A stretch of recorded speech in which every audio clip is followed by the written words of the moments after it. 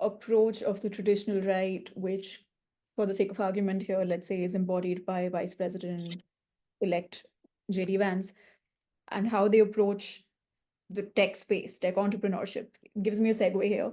Recently, of course, the traditional right or the right electorate got into a bit of a fight with Elon Musk. And after the appointment of Sriram Krishnan as an advisor for AI to President Trump. Now, the conversation from that is particularly relevant to Indians.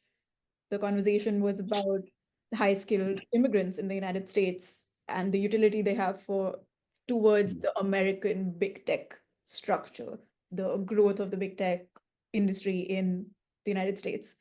But it led to an H-1B visa fight. How do you think it's going to impact Indian high-skilled workers? What if Indians should be worried about it? What exactly should they be worried about? Are Indian students going to be impacted by this fight, which seems to land the Trump electorate in one space and Trump senior leaders in a different space? So the migration story, in many ways, I would argue, in this case, merged two different stories together. The anger of one became merged with the mechanics of the other. So one, the anger really arises originally from illegal migration. The argument that America is absorbing way too much illegal migration, largely coming out of Central America, some of it coming out of India as well. But once what happens in migration, illegal migration, once certain pathways are carved out, there tends to be a tendency of lots of other groups of people to write in. But fundamentally, it's largely about Central Americans. And as you probably know, during this campaign, during this past 3-4, this is something the Republicans have been hitting on the Biden administration constantly. It even goes back to many ways to the Obama years. If you look at the numbers, you see that Obama actually deported more illegal migrants than virtually any other administration in recent history. And so what we have, therefore, is this anger, sensible anger, I would say, on illegal migration, coming into feeding an anti-immigrant sentiment, which the Republicans rode on, and amplified brilliantly, I would argue, on social media, where individual illegal migrant issues became played up. So, one man who carried out a murder, one man who went crazy on the streets, and so on and so forth. Then segues into a different story, which is the H-1B skilled worker migration. Now, Trump has gone back and forth on H-1Bs and said, I don't have a problem with skilled workers, and then saying, yeah, well, maybe the H-1B system doesn't work. And there, I think the problem with H-1B is there's a different issue there, which is obviously it's legal. There's no such thing as an illegal H-1B migrant, but there has been abuse of that system. I forgot what they're called. I think they're called farming companies or something, companies which train people to do in a 3-month course to fulfill the basic requirements of H-1B, set up a shell company in the United States, and then import these really semi-skilled workers through the H-1B pathway. And maybe as much as 50% of the H-1B visas are coming through that route. That was a reasonably well-known problem, an abuse of the H-1B system. The other 50% were perfectly legitimate. They were genuinely highly skilled. They may depress wages a bit, but they definitely brought skills to the United States. And there's a whole set of statistics about the number of tech entrepreneurs and so on, who have arisen and the amount of employment these people have generated over time. But the anger over the abuse of the H-1B got merged with the larger, eventually obscured the issue of H-1B, bringing in actually people who were remarkably useful or productive as far as American society was concerned. And rightly, I think we're starting to see people come out and say, look, we have Indian Americans coming out and saying we have to accept that there's an abuse of the H-1B system, as well as we have to get an acceptance that the H-1B brings in some really good people. So we need to find a way to reform H-1B without closing the door. The best combination of the reform, because what also happens, as you know, is the H-1B tends to be a cul-de-sac for immigrants. You get in, you get your green card, and then you never get citizenship.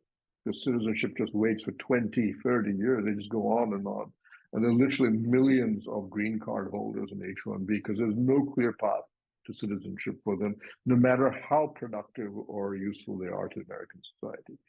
So we'll see what Trump has said. It's interesting that when Musk and Vivek Ramaswamy came out really strongly and said,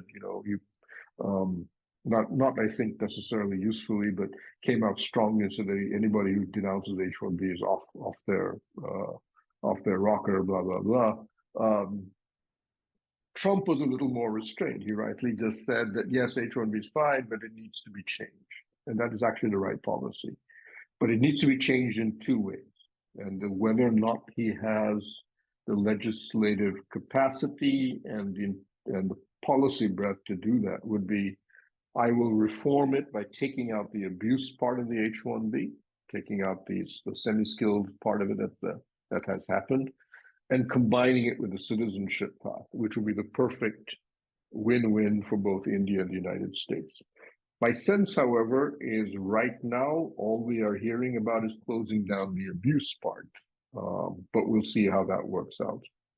But my sense is H-1B, especially for genuinely skilled workers, that path will not shut down.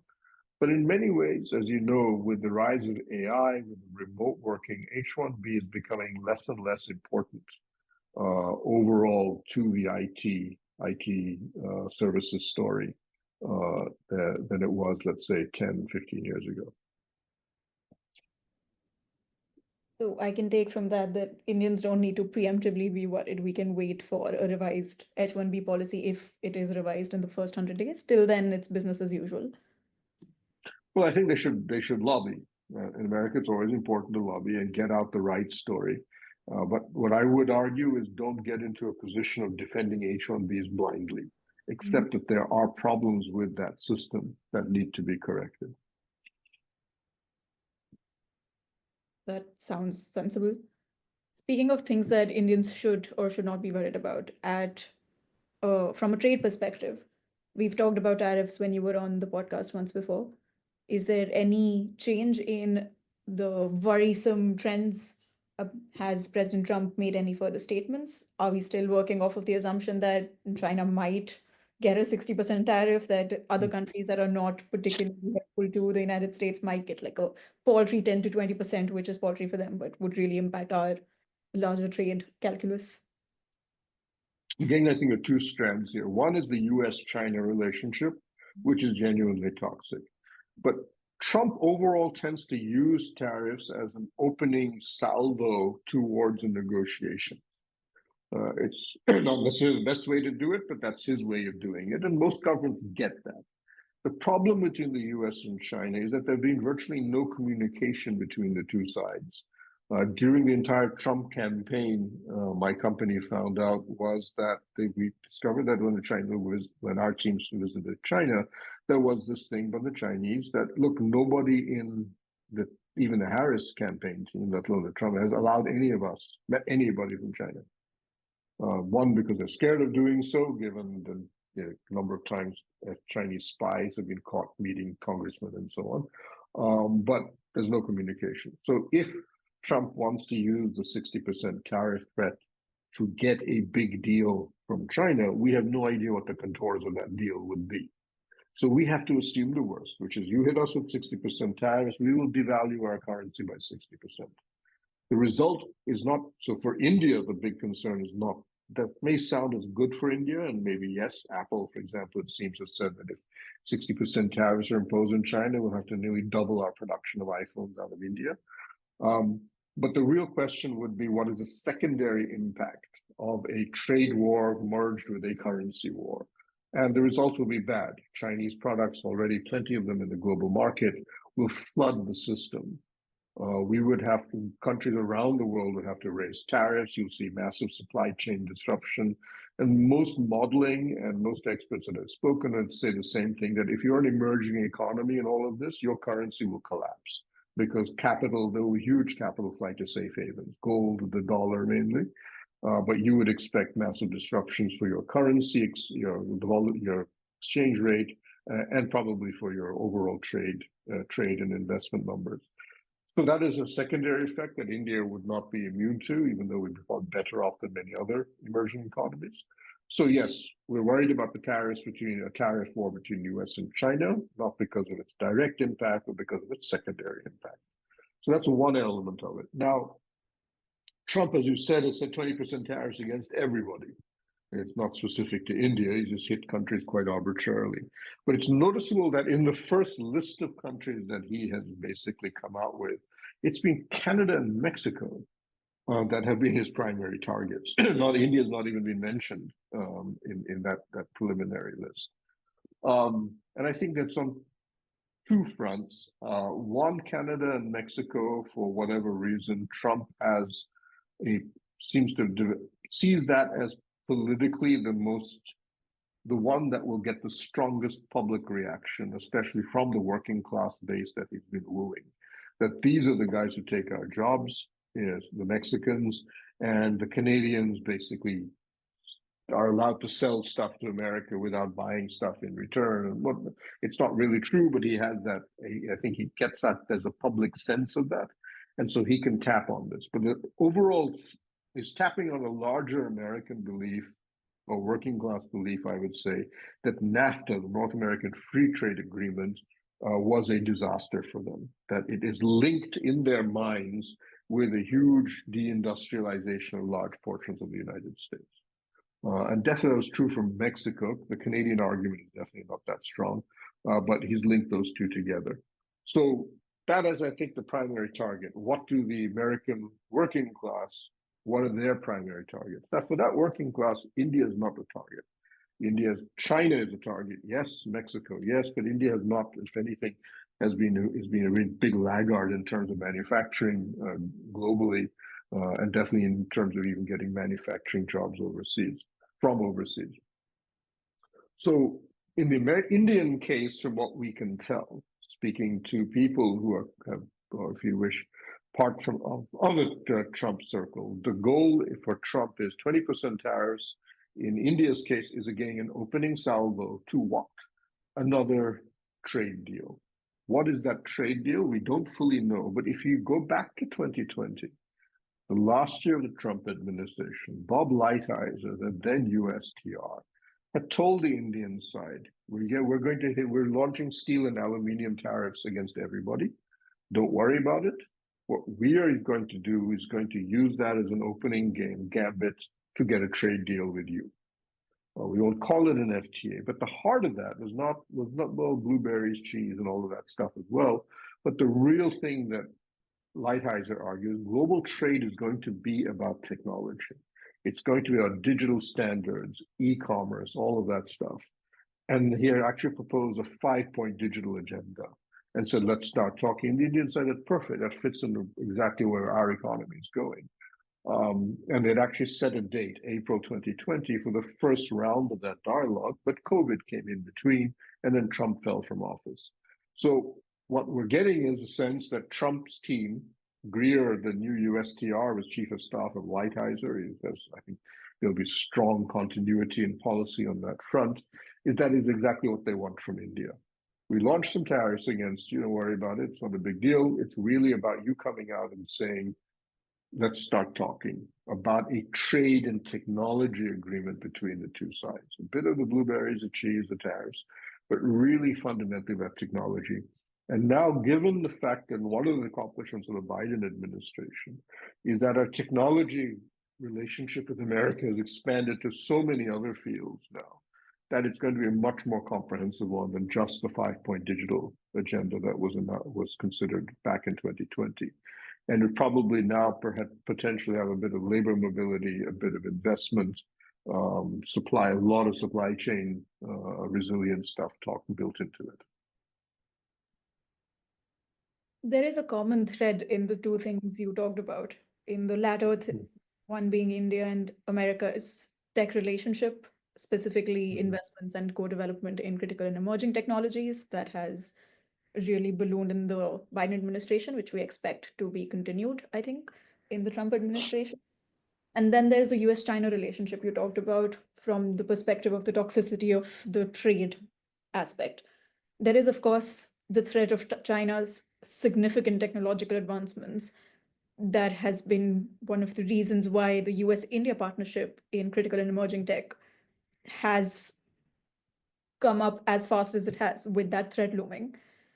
In a Trump administration, do we see the threats from the Chinese state investments in their semiconductor self-reliance, or the leaps they've made in quantum, or the integrated digital ecosystem that they've built, the data privacy that they have, the entire infrastructure that they have built up significantly fast? Do we see America under Trump outpacing that? And will India be a partner in that quest? Well, I think we've already seen continuity on that front, with both within the Quad and the bilateral relationship going back to the original Trump administration, continuing under Biden, in fact, dramatically increased under Biden. We've seen that continuity about building a supply chain, a safe, quote, safe and secure supply chain relationship. And Biden, as you know, in the bilateral meeting in Wilmington, Delaware, last year, we basically laid out that in pharma, particularly opioids, green technology, which in most cases would be a lot about it is solar, but some EV as well, and semiconductors. We would see supply chain development between India, US, and potentially other countries, friendly countries, with the purpose, and the word safe and secure was basically understood to mean that we don't have anything Chinese in it. And we've seen that already develop in telecom, 5G, 6G, for example, earlier. Sorry, we're seeing that in undersea cable development within the Quad, and a whole bunch of other technologies which the public don't track that closely. The key for to compare Trump and Biden for India, the test will be, under Biden, we saw a willingness on the Biden side to consider America subsidizing some of that production in India.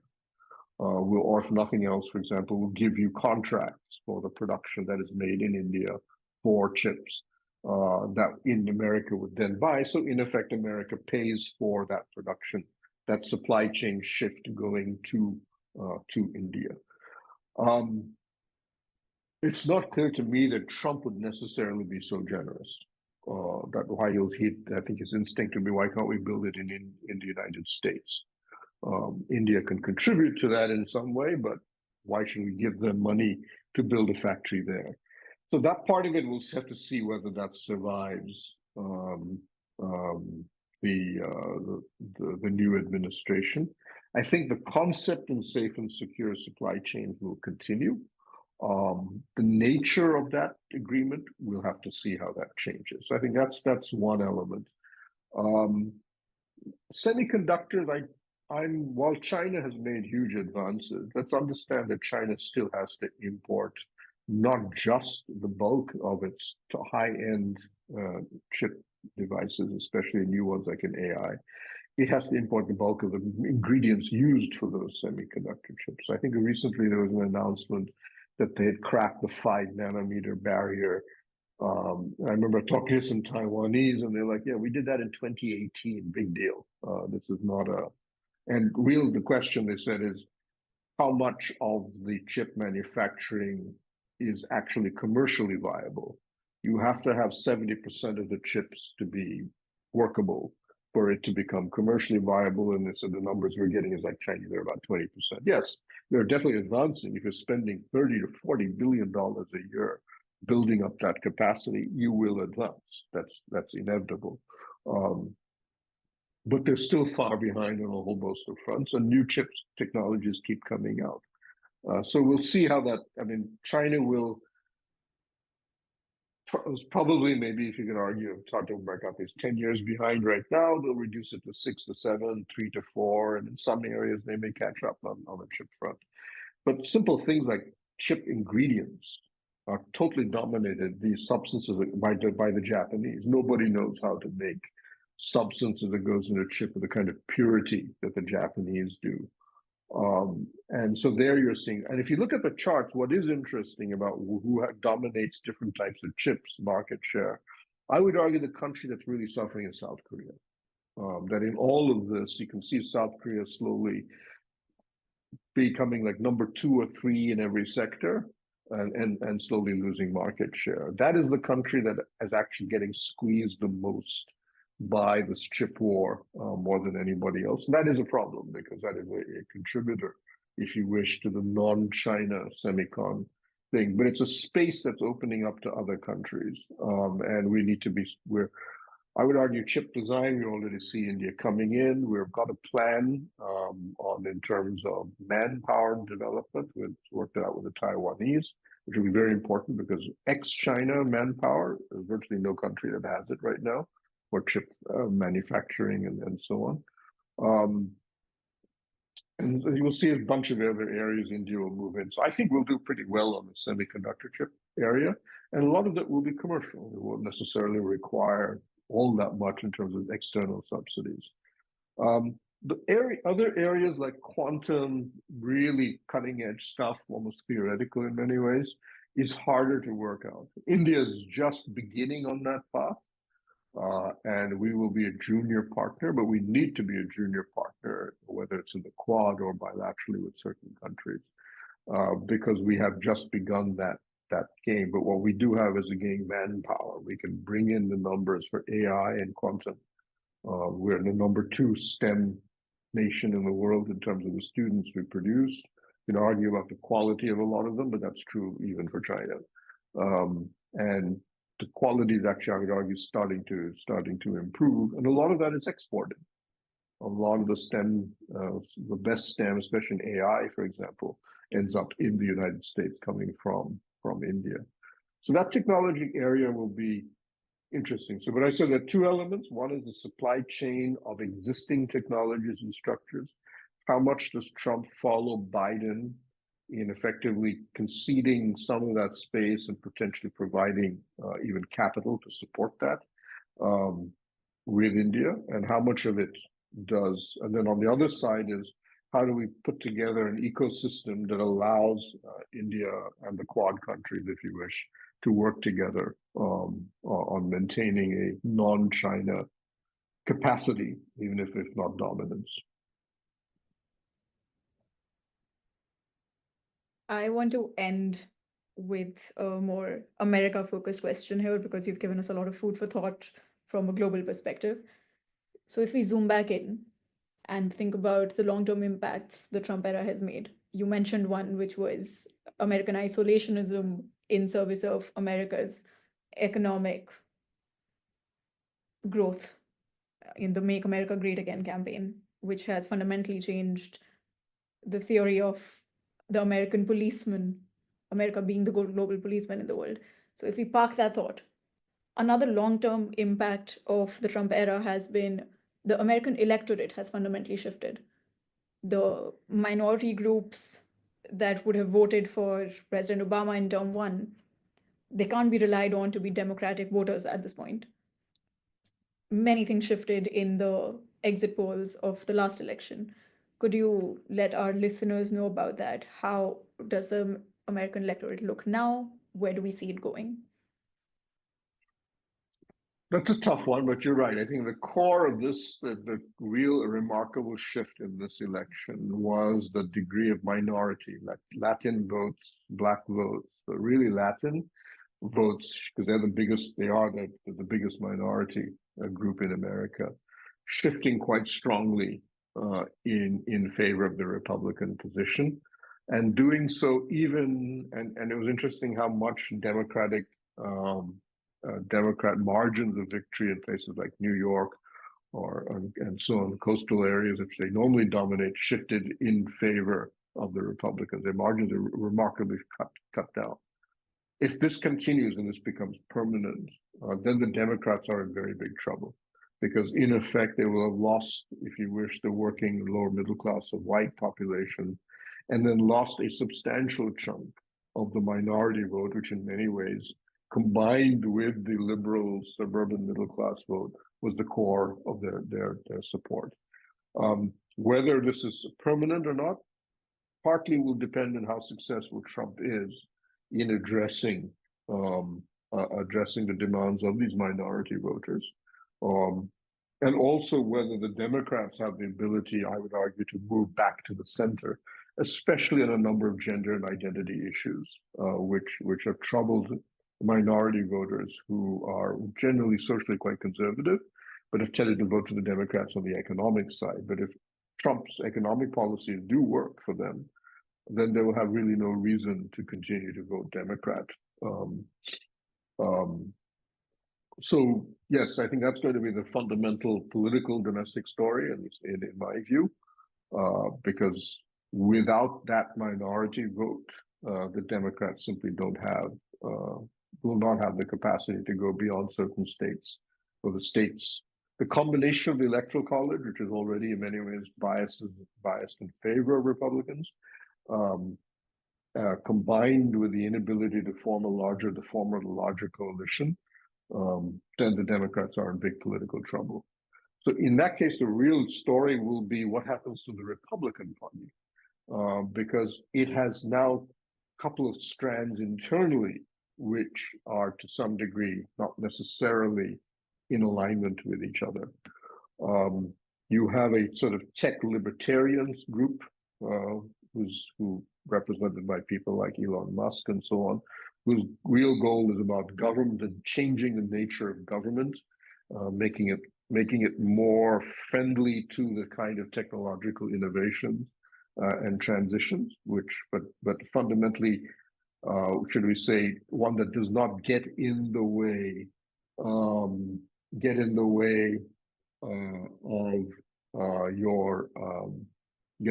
of technological disruption.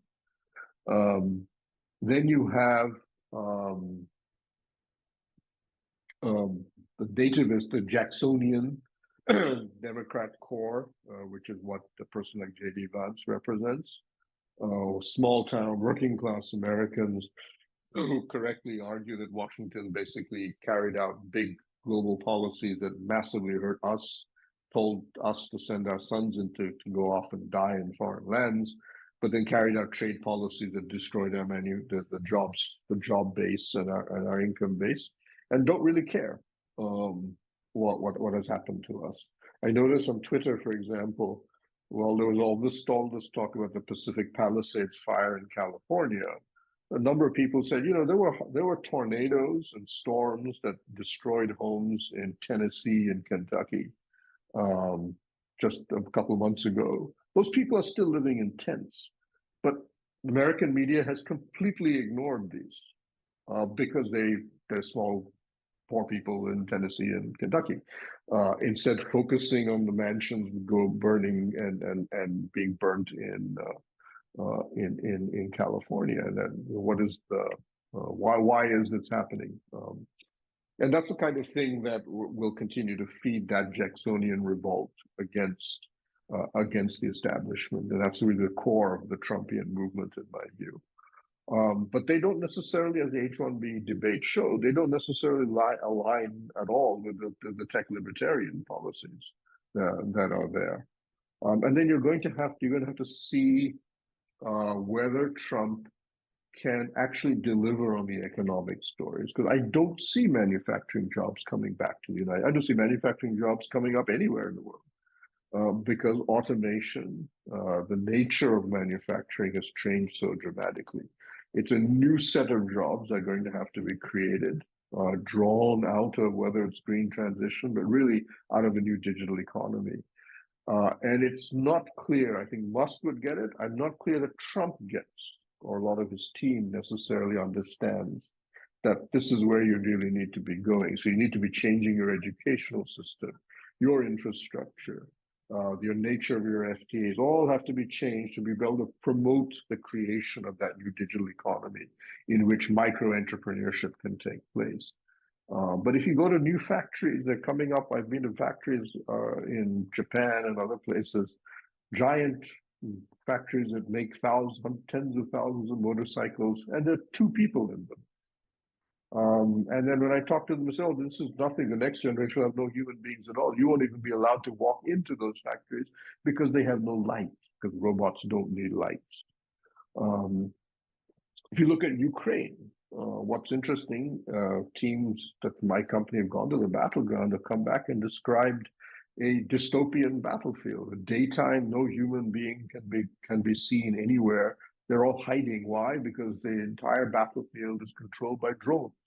Drones fighting drones, and if anything moves on the ground, the drones come in and destroy them. Only at nighttime do you see a bit of human activity coming out and fighting, and then everybody runs away before the drones come out as the sun sets or sun rises.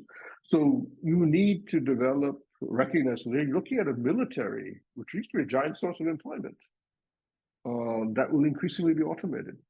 The new Japanese army will be the first one that I think will be almost completely automated, the one that they're building right now. So you're going to see a whole change in the nature of employment. For me, the real challenge for Trump and the Republicans is how do they get that new voting coalition they've created to accept that the old assembly line jobs that they seem to be hoping will come back, they're gone. But getting them ready for a new set of jobs that will require them to break tech monopolies, create a new industrial base for green transition, and do it in a manner that breaks China's dominance in all of these fields. Pramit, every answer from you sows the seeds of at least 10 new tangents, but I will pause here for today. Thank you so much for your time. Perhaps we'll have you back to have the conversation from the words that you ended with, which is the future of work and employment at large. But until then, thank you so much, and we will see you again soon. Thank you.